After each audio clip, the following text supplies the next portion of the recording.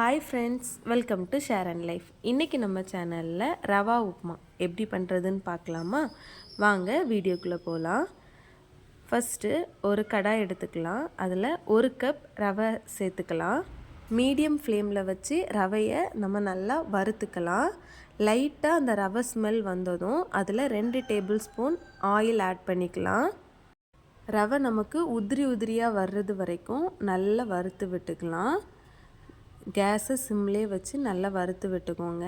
பாருங்கள், இந்த அளவுக்கு நமக்கு ரவை உதிரியாக வரணும். இப்போது இதை தனியாக எடுத்து ஒரு பாத்திரத்தில் தட்டி ஆற வச்சுக்கோங்க. இப்போ இன்னொரு பாத்திரம் எடுத்து அதில் ஒரு 4 டேபிள் ஸ்பூன் ஆயில் ஆட் பண்ணிக்கோங்க. ரவை உதிரியாக வரணும்னா இதுக்கு நமக்கு கொஞ்சம் ஆயில் எக்ஸ்ட்ரா தேவைப்படும். ஆயில் நல்லா சூடானதும் அதில் தாளிக்கிறதுக்கு கடுகு, உளுத்தம்பருப்பு, கருவேப்பிலை ஆட் பண்ணிக்கோங்க. இதில் நீங்கள் கடலைப்பருப்பு கூட ஆட் பண்ணிக்கலாம், நல்லாவே இருக்கும். இப்போது நல்லா பொரிஞ்சு வந்ததும் ஒரு மீடியம் சைஸ் பல்லாரியை நல்லா சின்னதாக கட் பண்ணி வச்சுருக்கேன். 2 பச்சை மிளகாய் இதை ஆட் பண்ணி நல்லா வதக்கி விட்டுக்கோங்க. உள்ளி நல்லா வதங்கினதும் இதில் நம்ம வறுத்து வச்சுருக்க ரவையை ஆட் பண்ணிக்கலாம்.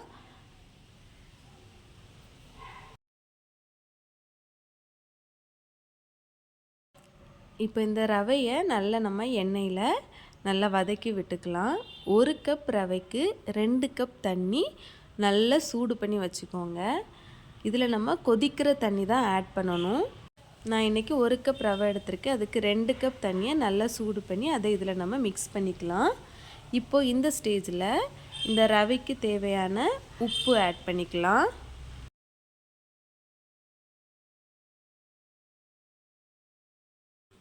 உப்பு ஆட் பண்ணிவிட்டு அதை நல்லா மிக்ஸ் பண்ணி விட்டுக்கலாம்.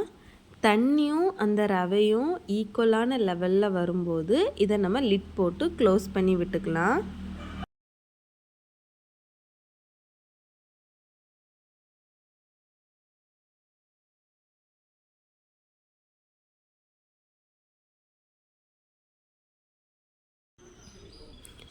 ஒரு 5 மினிட்ஸ் கழித்து நம்ம நல்லா இதை மிக்ஸ் பண்ணி விட்டுக்கலாம்.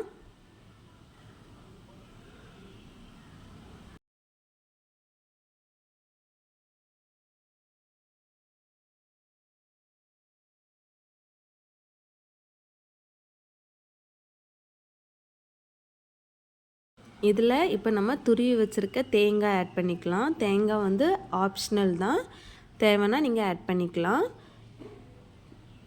இப்போது தேங்காய் ஆட் பண்ணதுக்கப்புறம் நல்லா மிக்ஸ் பண்ணி நம்ம இறக்குனா ரொம்ப டேஸ்டியான ரவா உப்புமா நமக்கு ரெடி ஆயிரும்.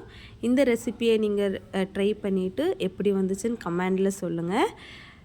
இந்த வீடியோ உங்களுக்கு பிடிச்சிருந்தனா வீடியோவுக்கு லைக் பண்ணுங்கள், ஷேர் பண்ணுங்கள், சப்ஸ்கிரைப் பண்ணுங்கள். Thanks for watching.